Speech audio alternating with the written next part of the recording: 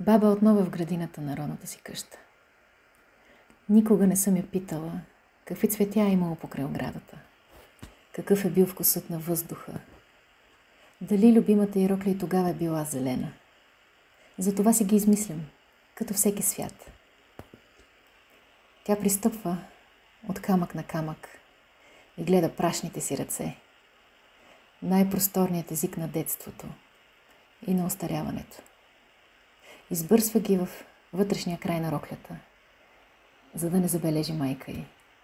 Те, майките, нали имат очи, дори на смъртта си.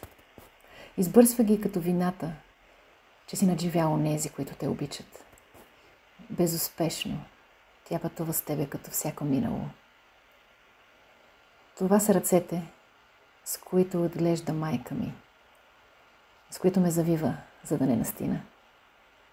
Това са ръцете, с които оцеляваме.